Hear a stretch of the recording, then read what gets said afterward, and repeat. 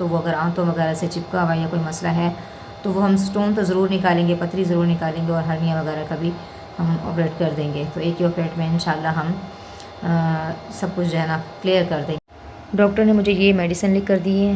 मैंने उनसे कहा था कि मेरे जब से पित्ते का ऑपरेट हुआ है तकरीबन 3-4 साल हो गए हैं, उसके बाद मेरे जोड़ों में शदीद किस्म का दर्द रहने लगा है।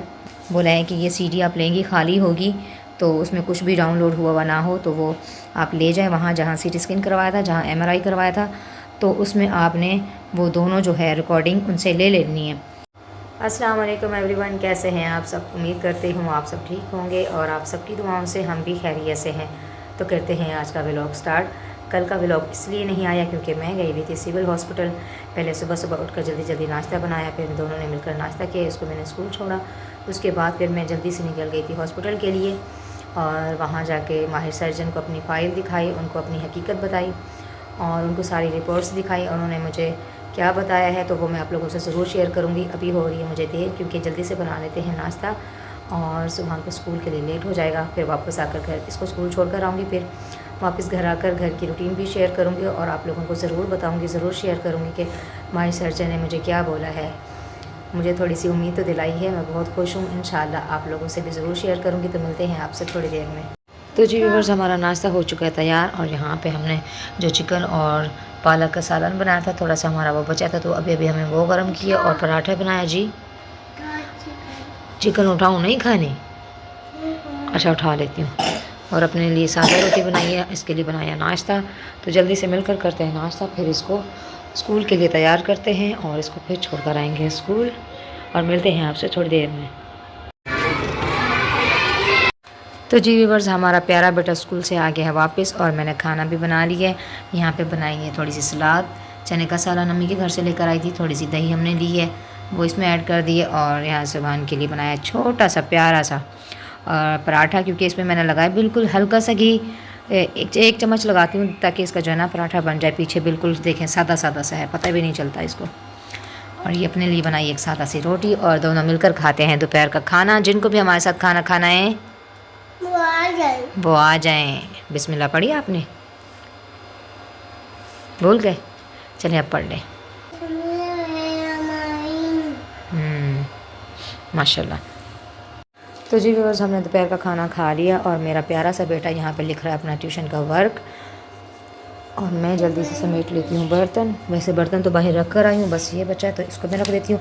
और वैसे एक सिस्टर मुझे बोल रही थी कि आप जो है ना सुबहान को ज़्यादा पराठे ना दिया करें, मैदे के लिए अच्छे नहीं होते। जी सिस्टर, बिल्कुल आप ठीक कह रही हैं।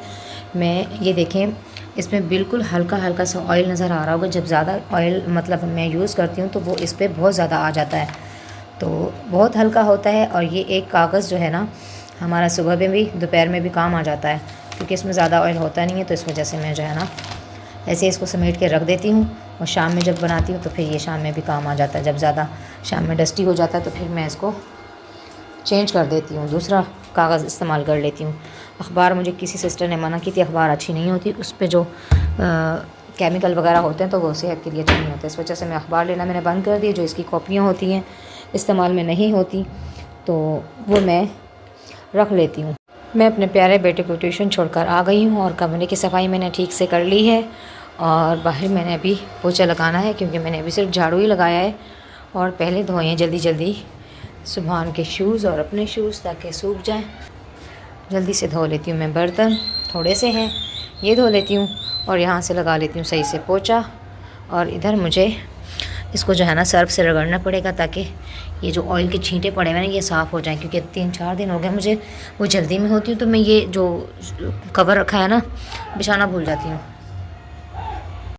मैंने यहाँ डाला है थोड़ा सा पानी और इसके बाद मैंने थोड़ा सा इस पर सर्फ डाल दिया। इसको अच्छी तरह से जो है ना रगड़ के साफ़ कर लेते हैं। वैसे ऑयल के जो छींटे पड़ते हैं वो ठीक से साफ़ होते नहीं हैं। तो शीट बिछा लिया करती थी ना, उसमें आसानी होती थी मुझे, कि 2 दिन से बहुत ज़्यादा लेट उठ रही हूँ मैं सुबह, तो सर्दी में बाहर काम करने का दिल नहीं करता मुझे, लेकिन क्या करें सुबह के लिए उठना होता है, नाश्ता बनाना होता है, फिर नमाज़ भी पढ़नी होती है। तो ठंडा ठंडा पानी होता है और बाहर सहन में भी बहुत सर्दी होती है। चलिए जी, ये तो मुझे लग रहा है हाँ अब लग रहा है साफ़ हो गया है। इसको मैं धो लेती हूँ।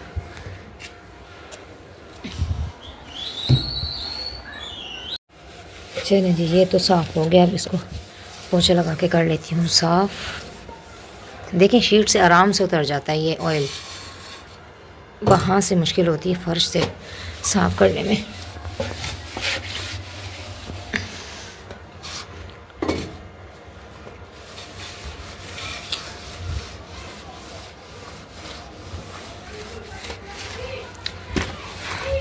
सुबह आ जाएगा जल्दी जल्दी। फिर आज वैसे भी खाना नहीं बनाया मैंने, बस आटा गूंद के रख लूँगी। सालन थोड़ा सा अम्मी से लेकर आऊँगी, वो सुबह को सुबह के लिए नाश्ते के लिए रख दूँगी उसके लिए। और शाम में दही रखी है, थोड़ा सा रायता बना लूँगी। चलें जी, मेरा सहन का पोछा भी हो गया, सहन भी साफ़ हो गया, कमरा भी अच्छे से साफ़ हो गया। और यहाँ पर पानी हमारा हो गया ख़त्म। मैं जा रही थी कपड़े धोने, लेकिन अब क्या कर सकते हैं। चलें जी, काम तो हो गया हमारा कंप्लीट। और बस रह गया आटा, भी आटा गूंद के रखूँगी। और कपड़े भी रह गए, कल वाले भी भिगो के रखे थे, आज भी, लेकिन क्या कर सकते हैं, धो नहीं सकते, पानी है नहीं। पानी हो चुका है ख़त्म, बस थोड़े से बर्तन धोए थे हमने और बाहर का पोछा लगाया, बस इतना ही था पानी। जब से मकान मालिक खुद आकर बैठे हैं ना नीचे अपने घर में, तो इन्होंने हमारा जीना मुश्किल कर दिया। क्या कर सकते हैं, कुछ कह भी नहीं सकते। वैसे भी बिजली के मीटर को लेकर बड़ी परेशानी चल रही है। काफ़ी टाइम से मैं देख रही हूँ, तकरीबन 3-4 दिन हो गए घर देख रही है। खैर, मिल जाएगा जब नसीब में लिखा होगा, तब तक के लिए क्या कर सकते हैं। मैं चाहती हूँ यहाँ कोई टैक्स ना आए। इस वजह से सुबह से जो मैं फ्रिज बंद रखती हूँ, सुबह सुबह जब मैं नाश्ते के लिए उठती हूँ, नाश्ता बनाती हूँ सुबह के लिए, तो उसी टाइम मैं फ्रिज बंद करती हूँ। फिर मैं शाम में, मतलब जब रात होती है ना, 10 बजते हैं रात के 10 बजे मैं ऑन करती हूँ। सारा दिन वैसे भी उनको मैंने बोला बिजली होती नहीं है, आधा घंटा 1 घंटा आती है, उसके बाद पूरा दिन गायब होती है। फ्रिज बंद करने की तो नौबत ही नहीं आती जब लाइट ही नहीं रहती। तो फिर भी आप कहते हैं तो मैं सारा दिन बंद रखूँगी, मैं पूरा दिन बंद रखती हूँ। फिर रात में 10 बजे ऑन करती हूँ। 10 बजे 11 बजे जब भी मैं सो जाती हूँ तो फिर मैं इसको ऑन कर देती हूँ। उसके बाद सुबह में मैं फिर ऑफ़ कर देती हूँ। यही होता है बस।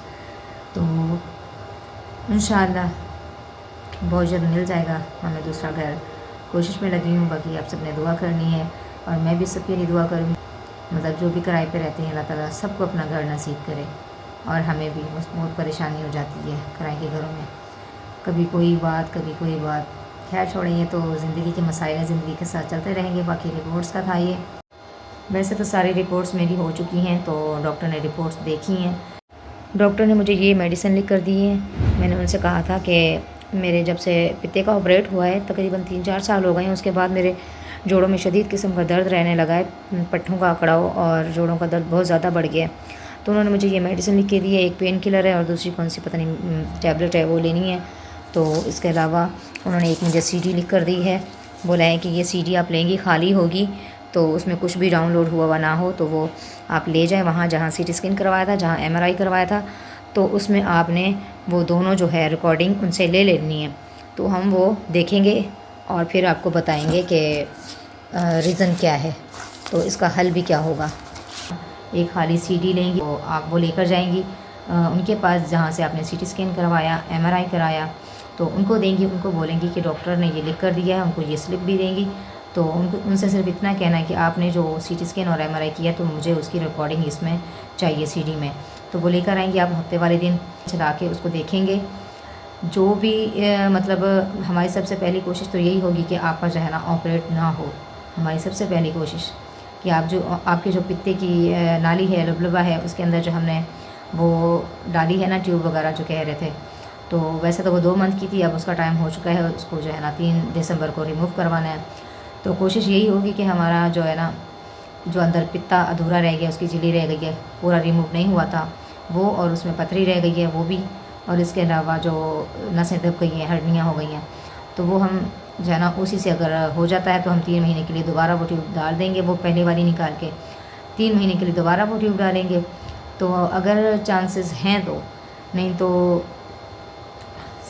ये सिर्फ उन्होंने बताया कि चांसेस हैं, ऐसा हो सकता है। इंशाल्लाह वो भी अगर सीटी देखने के बाद उनको पता चलेगा। अगर नहीं ऐसा तो फिर आप परेशान ना हो, बिल्कुल आपका ऑपरेट होगा तो वो हम खुद करेंगे। आप बिल्कुल सही जगह पर आइए, परेशान बिल्कुल ना हो। तो जब ऑपरेट करेंगे तो अगर हमें लगेगा कि पित्ता निकालना बहुत ज़रूरी है, उसके बाद उसको अगर छोड़ दिया गया तो उसके लिए मसले होंगे, तो हम उसको रिमूव करेंगे।